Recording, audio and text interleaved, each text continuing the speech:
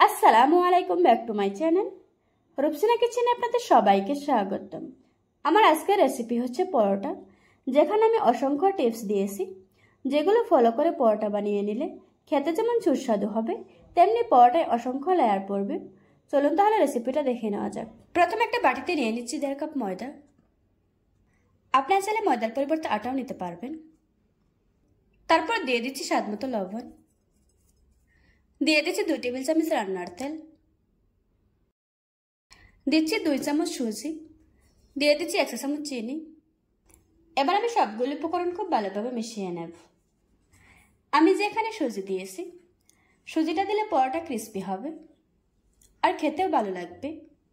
কিছুক্ষণ মাখানোর পর এভাবে মোট করে যদি দলা পেকে যায়, তাহলে বুঝতে হবে আপনার মাখানোটা হয়ে গিয়েছে। এবার অল্প অল্প পানি দিয়ে একটা ডো তৈরি করে নেব। পানিটা একবারে দেওয়া যাবে না, অল্প অল্প দিতে হবে আর মেশাতে হবে। পানিটা অবশ্যই হালকা কুসুম গরম পানি দিতে হবে।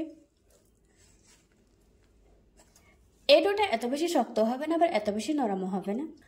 ডোটা যদি শক্ত হয়ে যায়, তাহলে পরোটাগুলি রাবারের মতো হয়ে যাবে, তখন কিন্তু পরোটা খেতে ভালো লাগবে না।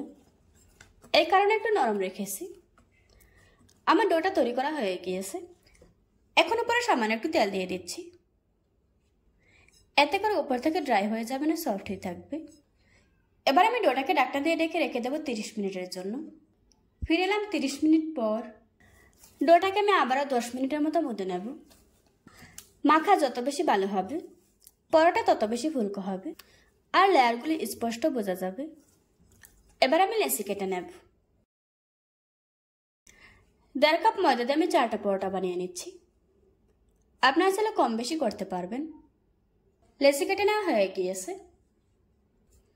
প্রথমে একটা লেচি নিয়ে নিচ্ছি, তারপর সামান্য একটু ময়দা ছড়িয়ে দিচ্ছি।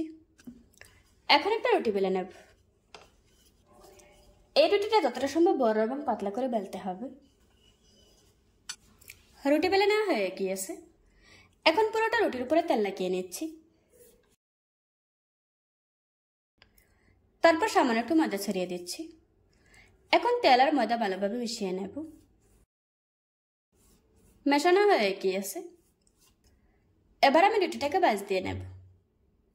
প্রথমে একটা পাশে এভাবে করে ভাঁজ দিয়ে নিচ্ছি আর হাত দিয়ে চেপে চেপে ভিতরে বাতাসটা বের করে দিচ্ছি। একইভাবে আবারও ভাঁজ দিয়ে নিচ্ছি। তারপর আবার হাত দিয়ে চেপে চেপে ভিতরে বাতাসটা বের করে দিচ্ছি। এখন আমি একটা সাইড থেকে ভাঁজ দিয়ে নেব,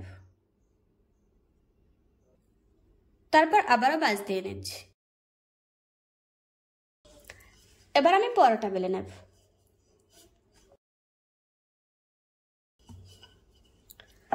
পরোটা বেলে নেওয়া হয়ে গিয়েছে। এভাবে করে আজকে আমি সবগুলি পরোটা বেলে নেব। এবার আমি প্যানের মধ্যে একটা পরোটা দিয়ে দিচ্ছি। প্রথমে আমি তেল দেব না, তেল ছাড়া কিছুক্ষণ ছেঁকে নেব। আপনারা দেখতেই পাচ্ছেন পরোটাটা কিন্তু খুব সুন্দরভাবে ফুলে উঠেছে। আমি কিন্তু এখনো পর্যন্ত তেল দিই নাই। এবার আমি পরোটাটা উল্টিয়ে দেব। এবার আমি পরোটার উপরে তেল দিয়ে দেব।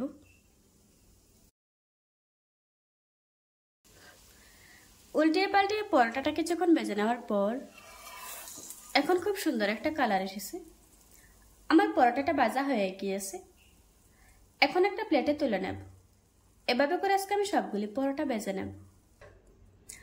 দেখুন বন্ধুরা, আমার পরোটাগুলি ভাজা হয়ে গিয়েছে।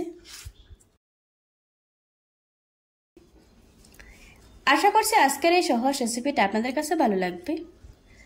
ভালো লাগলে আমার চ্যানেলটা সাবস্ক্রাইব করে পাশে থাকা বেল বাটনটি অন করে রাখবেন।